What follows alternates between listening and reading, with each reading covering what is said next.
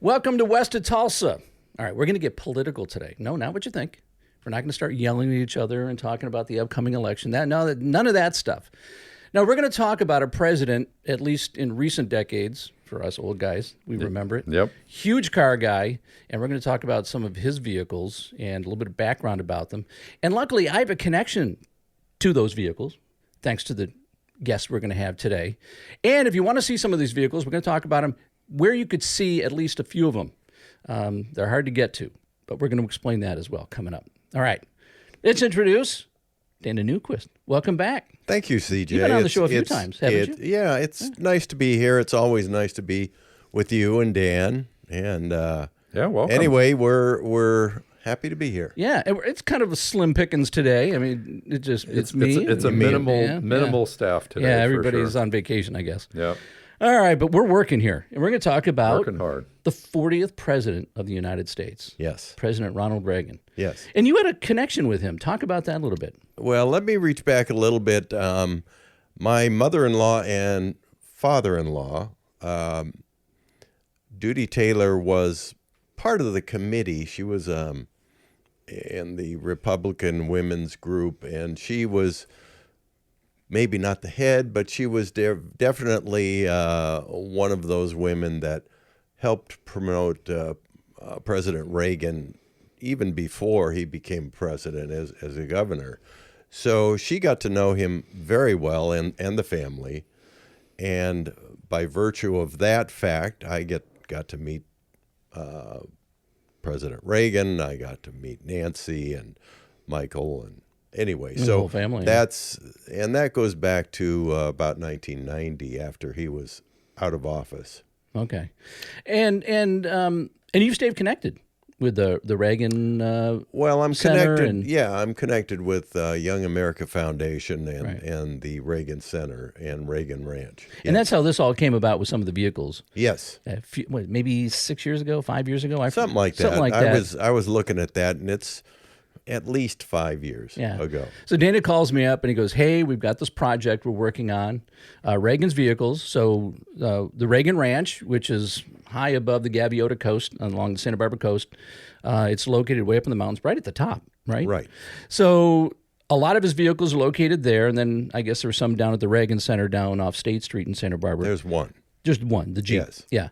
And so you called and said, hey, we started this project to at least kind of not so much restore, but just mothball, protect and preserve these vehicles because they've been sitting there for many years after Reagan passed. Correct. And the last time he was up at the ranch, too. Yeah, so what I did is I gathered up a group of guys that wanted to help. If you remember Woody's Detail and some of his guys, you were there. Yeah. I was there. Roy Miller was there. And we were all there basically to work.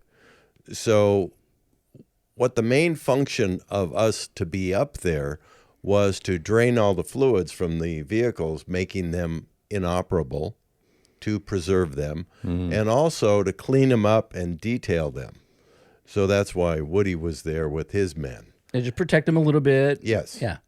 Is it, the last time the Reagans were up at the ranch had been quite a few years before that. Correct. And so they just sat there. They did. They were just sitting there in garages and little sheds and taking on dust, and the critters were getting to them and that kind of thing. Correct. So this was just how did this all come about? I mean, whose idea was it to preserve these vehicles? Otherwise, knowing that they would just, fall apart at some point. Well, I'm part of the Coweta and Donald Barker Foundation, and we work with Young America Foundation, and they wanted a grant. They submitted a grant to do this, and it was submitted to the Barker Foundation. It was approved, and the money that was approved was for the function of restoring or preserving these vehicles to go up there and pay for the men that went up there, and it went a little bit beyond that because they also had a tractor up there, if you remember. Oh, yeah. And the tractor had not been operated in maybe a decade or more. So, and that is a very useful piece of equipment up there. So they wanted to get that going also. So that was part of this also. You know, you talked about we were all supposed to be up there working. Yes. But it was hard to work because you're surrounded by so much history and you're fascinated by everything that's up there. One, it's gorgeous. But I found myself just, looking at, say, the Jeep. He has, what, a 60, was it years? 62? Yeah, the 62 Jeep, which was his favorite. Yeah. It was hard not to sit there and just stare at that thing and just think, this was President Reagan's favorite vehicle. And he used these things, even the tractor he used up there at the ranch. So, you say he was quite a car guy. Well, actually not. He was a car guy in the respect that the cars that he liked were useful to him. Right. They were all work vehicles. He wasn't showing up at Cars and Coffee on Sundays. Oh, no. No. Or hot rodding anything up there, no. And, most of these vehicles were gifts. Two of them were from Nancy, and that's the red CJ, which he loved. Yeah. And then she also gave him the Jeep Scrambler.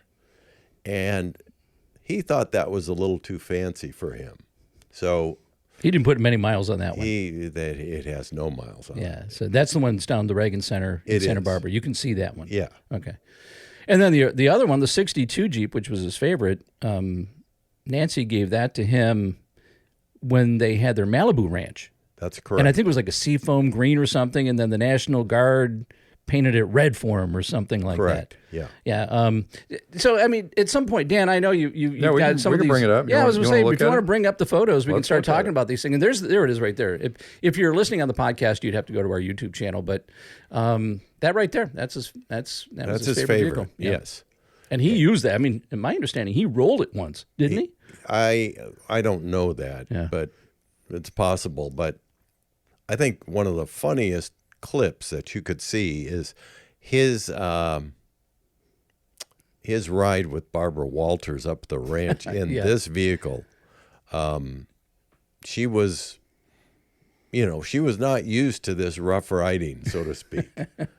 And she made a lot of comments about the Jeep and how rough it was. And, if you watch that clip, it's actually hysterical, I think. It's worth like Googling. You'll find it on YouTube, and it's on there. Just Barbara Walters, Reagan Ranch. It was like in the 80s. He was still president when they shot that. Oh, yeah. Yeah. Yeah.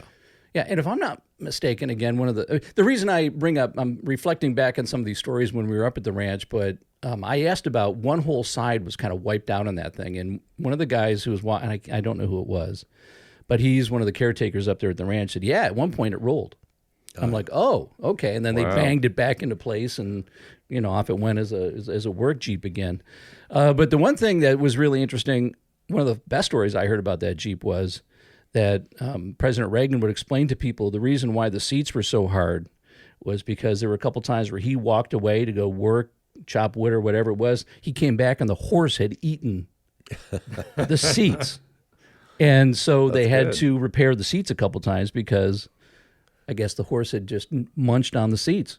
That's a good story. I had not heard that, but okay. That's a Willys Jeep. That's I didn't put the photo up, but there's a photograph of the manufacturer's plate, and it's definitely a Willys Jeep. It's not a modern fake Jeep. It's a real Jeep, World War II Jeep. Yeah, that thing you can tell was used. Oh yes. Well, he had. There's only actually 3 vehicles that are operational up there. And one you don't know about. One you were there to see. Right. And now the tractor works. Right. Okay. And let's see, what else has he got? It's not the Hummer. The Hummer's, that's operational. It is, okay. It is. That was a Secret Service vehicle up there. It was. That was used by Secret Service to patrol the property. Correct. Right, okay. And I was able to get the ranch a Growler. It's called an M1151 Growler. And how that came about, I'm always looking at different sites with vehicles on it. So I came across this Growler on eBay. And I thought, God, that's pretty interesting. It's a Jeep-like attack vehicle.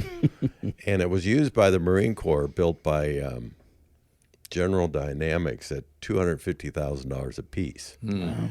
And how that was transported is it had hooks on all four corners. And a helicopter would pick it up, place it to wherever they were going, put it down, and it was used as a sneak attack vehicle. So they were prepared for anything up there. They were. And the Hummer had a turret. I mean, it's empty now. Yes. But it had a turret. It did. Yeah, and I remember, sneaking into that thing and taking pictures, and all of a sudden I look up, and I'm looking at a turret. I'm like, wow, I wonder what went in here. There's a good shot of the Hummer. Yeah. Yes. And that was probably, I think it was right before they cleaned it up. I think I walked around, I was taking pictures of it. Now, that's back when he was president, and that's the Secret Service detail right there. It is, yeah. Well, they didn't pay too much attention about detail other than the detail on it. Yeah. Not about the Jeep itself. It was a useful vehicle. Yeah. Now, is the Growler physically larger than the Hummer? Oh, no. It's about half the size. Half the size of the Hummer. If you looked at the Growler, it would be about the size of a normal Jeep, a little bit bigger, and much heavier in construction. Is it four-wheel drive? Four-wheel drive, okay. And actually the front and back wheels turn. Oh, like crab. Right. They crab, so you can get into crazy places. And heavier probably because it's got the armor metal on it. It does, and it's got an automatic transmission. And unusual for a military vehicle. Yeah. And it is very fun. I've driven it many times, and the ranch personnel up there love it, and they take some of the kids around in it. Yeah. So it's much more fun than, let's say, the Hummer. Hummer's pretty much enclosed. This is an open Jeep kind of thing. Oh, gotcha. Yeah. Okay. Yeah, the Hummer was interesting. I was curious what that ended up looking like when it was done, because when I saw it, it had probably, 20 years of cobwebs and dust on it. Correct. Yeah, probably turned out pretty well. Yeah. Yeah. Yeah. I haven't seen it since. I have to go back. You have to take me back up there so I can see the finished product. Yeah. Speaking of, not anybody can just go up to the ranch. No, it's the purpose of the ranch basically is to show youth the ranch and really what President Reagan represented and how he lived up there. When you go up there, your vision of a place that a president would live is totally different from what you see. Yeah. The house is very small. The house has a totally dated kitchen and everything else. The bedroom, living room, everything's so it's very Understated. Western. Yeah. Oh, yeah. Understated. And It's literally a ranch. Yeah. it is a ranch. That's like what I grew up on. I grew up on a horse ranch. Yeah. And what's kind of comical about their bed is tied together. It's two twin beds tied together with zip ties. And because Reagan was fairly tall, twin beds aren't very long. So for him, they put a little stool for his feet. So, it's ridiculous. Yeah. But that's what they did. That's what they did. And you have a funny story. I think you told it to me about Gorbachev. Was it Gorbachev who went up there? Yeah. That's a great story. You tell that? Yeah. When Gorbachev came up there, they wanted to be kind of courteous to him. And the biggest problem with Gorbachev up there, if you're a cowboy, if you're a Westerner, you want to have a certain look, obviously. Yeah. Well, Gorbachev put his hat on backwards. His cowboy hat. His cowboy hat. Yeah. And, they were laughing about it, but very kind of secretively. You didn't want to piss off the leader of Russia. Yeah, right. Yeah. So anyway, that was kind of cute. Or should I say USSR? Yeah. Back then. And then I also heard, too, that he got there and he looked around and he said, well, where's the main house? Correct. Yeah. Is he? Yeah. He there's no way he could believe that the cabin which is really tiny. He was looking for the Kremlin up there, and it wasn't there. It wasn't there. That's hilarious. Oh boy, we have another photo, and you know what? What's interesting is he had, and I had no clue about this. I don't know which one's going to pop up next, but it's the Brat. Okay, that's the one I was going to talk about. So he had a Subaru Brat up there. He did, and that was a gift also. And he only used that very sparingly up at the ranch. He didn't want to be seen in the Brat because it was a Japanese car. Oh, that's right. On the road. That's right. So he would not use that. And I don't know by law or by tradition or whatever, presidents are not usually allowed to drive a car. They're usually chauffeured. Yeah, except on the ranch. Except on the ranch, yeah.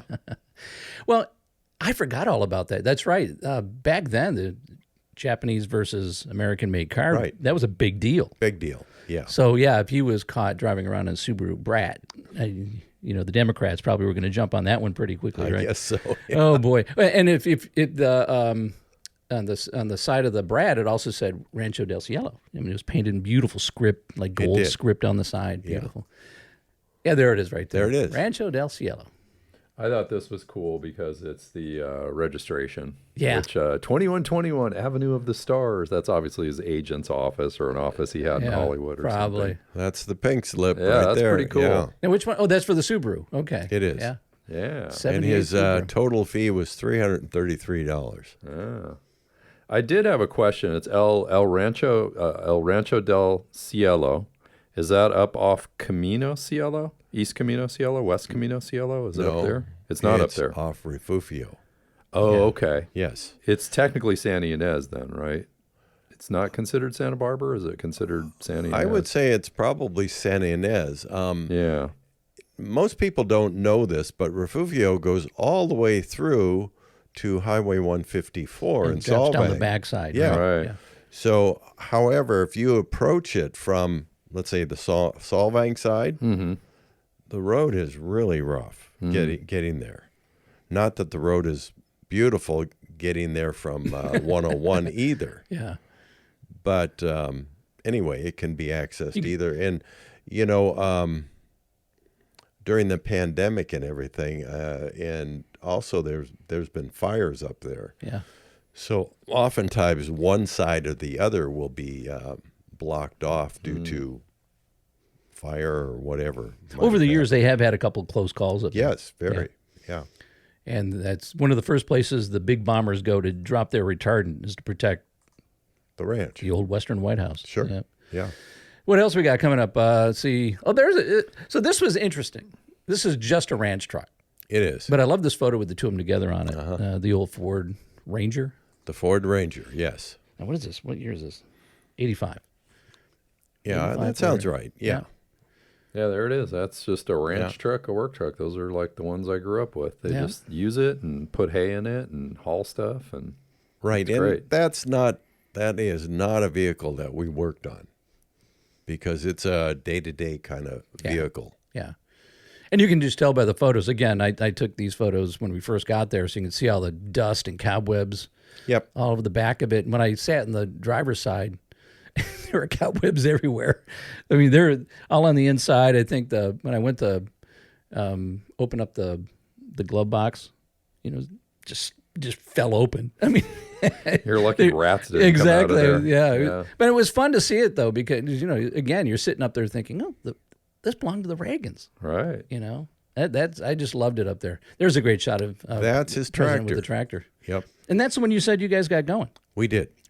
That's a Ford, I believe. That's a Ford tractor. It's a Ford tractor, yeah. For You sure. can almost see the Ford on the side. Now I'm curious, Dan, do you know much about tractors? Very little. I know a little because it's interesting. That is a Ford. And then if you go on farms today or heavy equipment sites and so on, you see New Holland. New Holland is a Ford. So I'm just curious if there was like, the consumer, the small stuff was Ford and the big stuff's New Holland, or I don't know. Well, as you can kind of see, the arms going forward on the front, this has a shovel on the front. And for a ranch, especially up there in that location, to have that is a big deal, a big plus. Oh, yeah. Well, one of the biggest problems that this tractor had is the hydraulics were out. So it was, there you go, it was totally inoperable. So we had to pay for the restoration of the hydraulics on that and also a service on the vehicle itself. And that was a gift as well. Yes. Now, who gifted that to him? That I don't forget. know. Okay, I forget. I'm just racking my brain trying to think who it was, but I know that was a gift as well. Yep. I think it was from one of his good friends, a congressman or somebody like that. I don't know. I think I have it on our website, but maybe I'll remember it. But yeah, it's having a tractor on a ranch. I have a friend who's actually moving out of state to the east coast, but 2-3 acre property. He's never had a property that size. And I was just telling him, I was like, you need to look into getting a Kubota or a little, having a tractor on any kind of property is just, pulling stumps, weed abatement, pulling stuff out when it's snow, mud. I mean, there's just so many things you can do with it. So useful. And then, of course, if you have animals, and somebody has to be up there maintaining that property, right? Oh, yeah. Yeah. Do they use that tractor? I would imagine. Oh, yeah. Okay, they good. do now. Yeah. Sure. As for years, they couldn't. No. Yeah. We have any other vehicles in that lineup over there? I'm looking. Yes, we do. We have. Let me pull this one up. Hang on. This is the old Model T. Yes. Because that wasn't Reagan's, but it was. You can explain that one. There it is. Right so, let me give you a little background as to how this happened. And what you're seeing right there is a 1914 Model T, Ford Model T, and in the background is President Reagan's childhood home in Dixon, Illinois. So, as CJ knows, he and I were directors of the Murphy Auto Museum. There it is. And this particular vehicle was part of the display at the Murphy Auto Museum. And it was owned by a couple, Charles and Hisako. And the board of directors and actually the director of the museum, we all decided that we were going to close the Murphy Auto Museum, and the date was going to be end of July. And that decision was made earlier in the year. That's this year. So having known very well Andrew Coffin, who's head of the Reagan Ranch, he had told me he was looking for a 1914 Model T. happened to. A 3-door. Okay. And he said, do you know where there might be one? And I said, well, what do you want one of those for? He said, well, Reagan's dad owned one at the Dixon home in Illinois, where he grew up. And I said, oh. And they wanted to make everything as authentic as they could at the Dixon, Illinois location. So anyway, I said, well, I do know of a 1914. It's called a 3-door touring Model T. And so I said, yeah, I actually do know where there's almost exactly what you're looking for. So I reached out to Charles, the owner, and I said, Charles, you've got this 1914 Model T. Would you consider donating it to the Reagan Ranch? I was surprised by his answer. He said, wrong party. And I said, well, Charles, this has historical significance, and I think you might take some pride in the donation. He says, well, let me think about it. So anyway, as the time went and it was getting closer to the close of the museum, he had called David Neal and he said, David, I want to sell that. So he put a sale price on it, and it was an absolute ridiculous sale price. I think $79,000. Oh, boy. Oh, wow. Where something like this is probably worth half of that, maybe. Did part of the sale include this? Reagan's father used to own something like this? No. I didn't think. I thought. No. Well, maybe I thought it was the premium that he was putting on the, on the price. I don't know. So anyway, we get down to maybe 2 weeks before the close of the museum, and of course it didn't sell. He calls me up. He said, "Is that offer still on the table?" And I said, "Charles, yeah, it is." He says, "I'll do it under 2 conditions." Okay, what's that? He said, "You got to get me an appraisal for it that I approve. And if I approve the appraisal, then I'll consider it." So luckily, we had Jim Polk as one of the directors. So I called Jim and I said, "Jim, can you do an appraisal on this 1914 Model T?" He said, "Sure." And Jim did it gratis for us. The appraisal came in at $39,000. Half the price, yeah. And which still is high, in my opinion. Anyway, so it was presented to Charles and Hisako, and they accepted it, called me back, and they said, "Yes, we will donate our 1914 Model T to the Reagan Ranch or Young America Foundation." I said, "Great."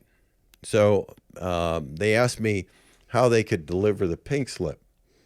And I said, "Well, you can send it to me." And he says, "No, I don't trust that." Okay. So I gave him my address. He said, "We go up to the casino in San Ynez every week. And on our trip to the casino, how about if we drop it off?" I said, "That'd be fine." There you go. So I got to meet Charles. He handed me the pink slip, which I handed over to Andrew Coffin. Anyway, so then from that, I called my friend Clark Rowan, who has Rowan Transport. And I called Clark and I said, "Hey, would you pick up a 1914 Model T and deliver it to Dixon, Illinois?"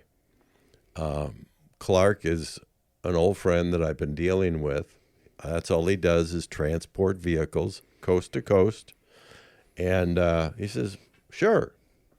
He says, "Any significance about this?" I gave him the story. He's a veteran, a Marine, and he was all excited about this. So the premiere of the Reagan movie with Dennis Quaid Just came out.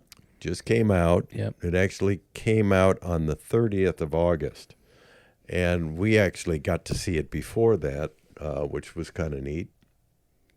Anyway. Did you like it, by the way? Oh, it's fantastic. Okay. We figured we'd throw in a movie review. It was really fantastic. So anyway, they wanted to have that vehicle for the premiere in Dixon, Illinois. Now, Dixon, Illinois has a little theater built in 1922. And I don't know what the seating is. Maybe it's got 2,000 people or something like that. Well, the week or week and a half that it premiered in Dixon, 30,000 people saw that movie in that theater. And it's a community of, I don't know, 10,000 people maybe. Wow. So, everybody in that surrounding area saw that movie at Dixon, Illinois. Well, if it's that old, too, that would have been a theater that Reagan probably would have gone to as a boy or, before he got into acting and all that. Right. So, pretty exciting. So this is in Dixon, that house? That's in Dixon, Illinois, and that is the donated 1914 Model T. Wow. Is that house part of the museum, or is it just someone lives there now, someone privately owns it? Oh, no, it's only a museum. Oh, okay, so the house is the museum. It is. Got it. Yeah. Okay.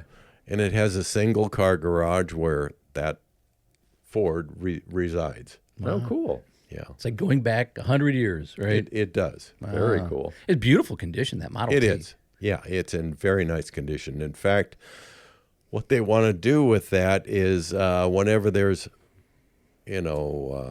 mostly veteran kind of like Memorial Day, 4th of July, Veterans Day, they like to take this out and bring it out get in the into parades, the right? parade, and yeah.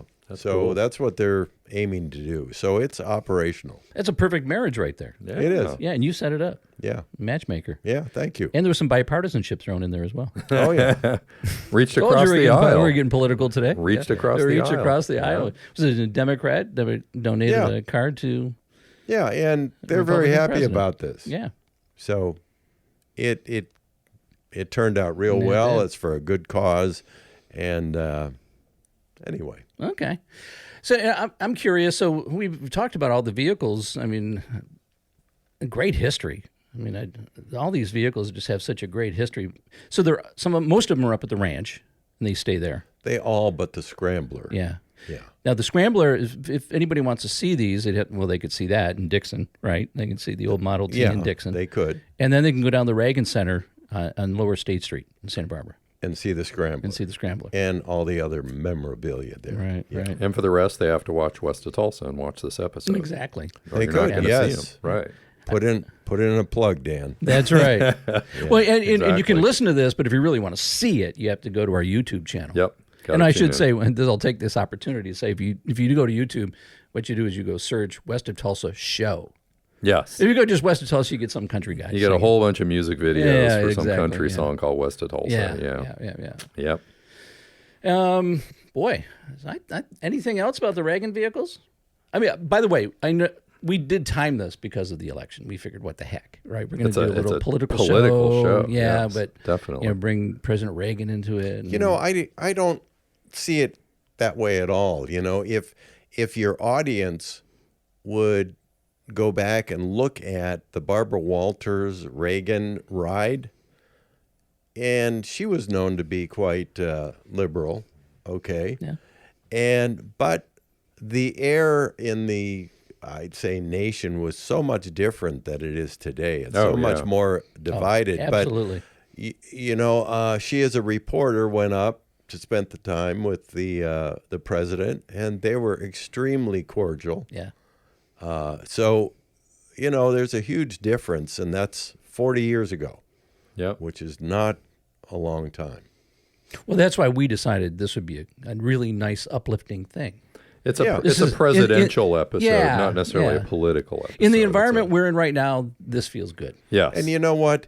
It also answers another thing. The comment I made about Charles when I first approached him, Yeah. and he said wrong party, Yeah. and that was kind of a knee-jerk reaction from him. Yeah. I think. Yeah. And then after things kind of settled in, and he kind of got the significance of this, it just kind of melted away. Sure. Yeah, let's do Well, the it. sense of pride there too. I mean, Yeah. Yeah, preserving a little piece of history right there. I think it's huge. Yeah. Do you think he's going to go out to the Dixon and see his Model T? Or Hard to say. Yeah. Yeah. Okay. All right. All right. So I think we've covered Reagan. Yeah. Thank you for coming out and talking about all that. Yeah.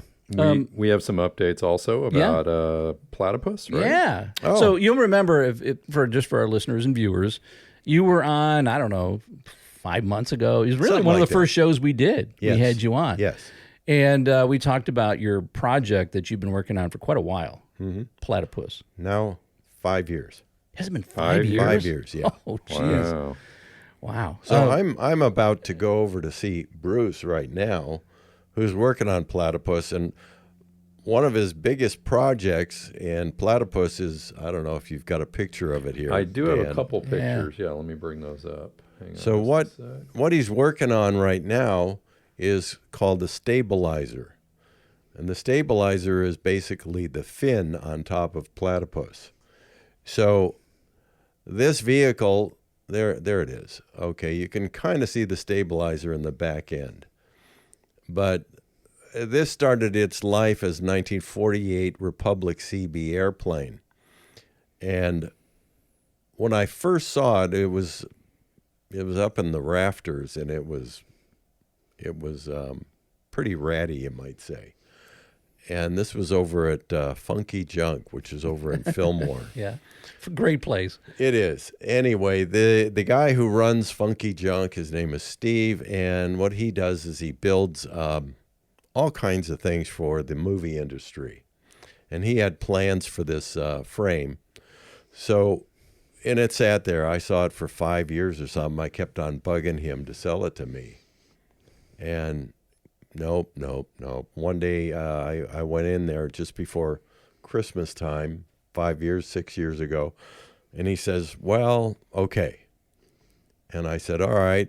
And we settled on a price, and he delivered it over to the old Murphy Auto Museum, and we started working on it there. The problem with the Platypus at the time, I brought Bruce over, and I was very fortunate to find him. He is a metal fabricator extraordinaire. He's an artist. He is really an artist. So anyway, he looked at the frame, 1948 aluminum frame, and he says, I can't work with this. I said, what do you mean? He says, it's way too fragile. And it had dents all over it, and it was... Anyway, so what had to happen is we got all fresh, all new aluminum and had to form this to see what you saw up there that Dan showed you. So all of that is all hand-formed aluminum.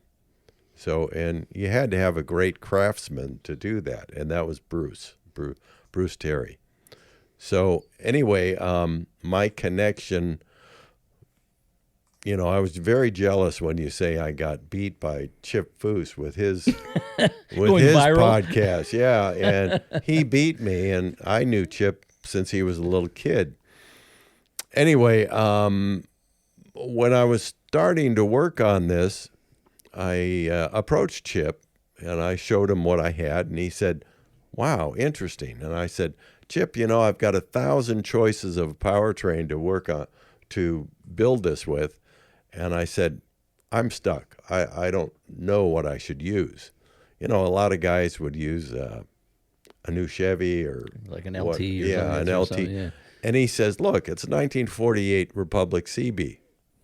He says, let's go vintage. I said, vintage? He says, yeah. Why don't you get a flathead Ford or Mercury and build it up, and we'll use that. So I found a 1948 Mercury. I had the pink slip from the car that it came out of. So we completely rebuilt the engine. We used a C4 trans on the back of it with an adapter. There it is right there. And so it's mid-engine. It's got an automatic transmission. It's quite unique. As you can see, it's kind of suspended in the middle. And we're hoping that works out pretty well. Yeah. So it's going to sound good. Yeah. Oh, yeah. It'll sound good. I love the sound of the flathead. So it's going to be a very interesting vehicle. We think the powertrain is going to work beautifully. And now we're probably 4 to 5 minutes away from the finish of the vehicle. Minutes? 4 to 5 months. Okay, there we go. So I was about to say 5 minutes. I was going to stretch out the show here an extra 5 minutes so we can go over and see it. Yeah. So what really has to happen is the Platypus is in 2 pieces right now. The body is off of it, and so that's over at Bruce's. You guys have been doing wiring on it, right? Well, Electrical? that comes next. Oh, okay, so it's in 2 pieces. Now the frame is over at Mike Gossard's, over at the old Murphy Auto Museum, and he's got a plummet for brakes. He's got to put the exhaust in it. He's got to wire it, put the gauges in it, and also the cooling system. So that's still quite a bit of work. Yeah. And Bruce is finishing up on the body parts. So you were talking about the stabilizer. Yes. So I know from talking to both of you, Bruce, talking about there's been a debate over what to do with the stabilizer. How high is it going to be? Correct. What form is it going to be? And have you guys decided? Oh, yeah. Okay. It's finalized. Okay. So the stabilizer was much taller at first. And we kind of looked at it and we thought, let's make it maybe at the tallest, maybe a foot off the top of the airframe. Okay. So going back. And I think it looks pretty neat. Yeah. Any consideration at any point to make it like a Chitty Chitty Bang Bang where it really did fly, and then you could land, and then? Oh yeah, yeah, and you're gonna fly it. Oh, you're in trouble if that's the case. In the parade, Yeah, right? exactly. Yeah. Now the stabilizer, is there a actual function for it, or it's mainly cosmetic? All cosmetic. It's cosmetic. Okay, Yes. so it doesn't need it like to keep the back end from fishtailing or anything crazy like that. No, but there's a picture that I'd like to. It's not a picture; it's a small video that I'd like to show you at some time, whereby Bruce has he's got it right now on 4 wheels, just the body, and this shows him picking up the whole body, from the front end, and the whole body in total weighs 200 pounds, 250 pounds. It's amazingly light. That's like It this is shot. very light. That's like that original shot, right? It's like that. Yeah. Yeah, because last time we saw it, it didn't have wheels on it. So you put the wheels on it. Are those the final wheels? Yes. Okay. What are those wheels off of? These are Kelsey Hayes wheels, and that would be contemporary with the 1948. Okay. And the windows are plexi, right? They are. Okay. Well, that also helps with the weight. Yep. Yeah, no, it looks great. I mean, I know I'm excited to see it go down the road. Oh, so I can yeah. only imagine what you're going through, and Bruce. Yeah, and I've shown this obviously to Chip Foose. He's excited about it. I've showed it to Jay Leno, and he wants to see it when it's done. So it's getting a bunch of press. Yeah. That In 5 months, that's pretty close. When you've It's been working close. out 5 years, Yeah. or 5-6 months is pretty close. it's close. Yeah, You're in the home stretch. I am. All right, that's exciting. Yeah, very cool. Yeah, we got an update on Platypus. We Yeah. talked about all the cool Reagan vehicles. Anything else car-wise, Dana, we should talk about that's popping up on your radar up there? I looked at another car, which is a 1924 Delage, which was over at the Murphy Auto Museum. I know, yeah, I know which Very one that cool, is. Yeah, it very is. cool. And I kind of passed on that. I was about to say, that's in your wheelhouse, isn't It's it? in my wheelhouse because I like that era.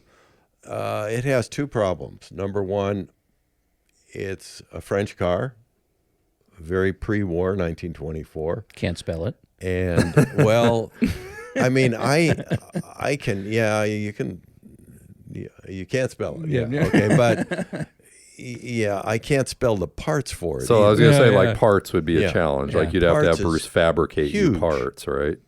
Parts would be huge. Yeah. A lot of CNC you'd have to do and fabrication. Yes. And, yeah. So I thought, with the Platypus going on, I got plenty on my hands, so I don't need another project. Well, and I was about to say, if there's anybody who can handle a project like that, I know you built a Franklin from Yeah. basically nothing. It was scrap, and then you built it up. It's a gorgeous car. Yeah. So you can handle it. There's no doubt about that. It's just too much on your plate. Yes. Yeah. True. I know there are people out there right now Googling Delage. How do you spell that thing? Delage. There you go. See? Yeah. He actually knows. You were faking it. You knew all along how to spell Delage. All right. Is that it? I appreciate it. It's always fun to have you in studio. Well, the only reason I came down here is really to try and beat Chip Foose. Are you still going to go another viral clip? I need a viral clip just to keep me going. The clip that went viral, and it was probably our first clip that ever went viral was Dana. I remember. Talking about Platypus, wasn't it? No. It was, No. It was talking about the trades, the crafts. how they're right. disappearing and all that stuff. That did go viral. Yeah. You're right. Yeah. You're right. That still gets tons of hits. Yeah. Well, it's an absolute truth. I mean, to try and get anything plated anymore, and you've got to look through things like Hemmings Motor News to find those specialties, because getting a car trimmed is a problem. Upholstery, getting gauge work done, all these trades. Things you'd never think of. Some things you'd never even difficult. think of. Yeah. And in our modern day, a lot of things can be duplicated with CNC machines, but I don't know. There's, I think, more and more of my generation are, they're dying off, and the kids don't want these old cars anymore. Mm-hmm. Yeah. So most of the kids they're much more into muscle cars, which that's cool. Sure. I wanted to ask you, Dana, I see these YouTube videos quite often with frames being dipped and old cars being dipped. Is that something that can be done in Southern California? Does that exist, or is that all back east? Or like, who does that? Because it's got to be acid? It's like an acid tank, I guess. Oh, there are places in LA that do it. Yeah. Are there places in LA that do that? Yeah. Okay. Yep. I didn't know if that was part of this. It's getting hard to get that kind of stuff done or not. Well, I think the reason why that's a little more attainable is that what they dip, you can dip a lot of things other than cars or chassis. Sure. So I think that's why, dipping and that kind of thing is probably easier to find. Yes. Would you agree with that? That's true. Yeah. I guess if you restore old refrigerators or stoves, you could do the Something same like thing. that, It saves all that scraping of the paint, paint removal. Just dip it and it just comes off. Yep. It's pretty cool. Yeah. All right. I think we got everything covered. Dana, thank you again for coming in. We CJ, really appreciate it's been an absolute pleasure. Dan, thank you. Yeah, always good to have you, Dana. Always fun. We got a warning to Chip Foose that he's about to go viral and beat your record. You're going down, Chip. Going down, Chip. Don't forget, like, follow, subscribe. We have our YouTube. You're going to have to fill in for Gabe on this one. Channel. There you go.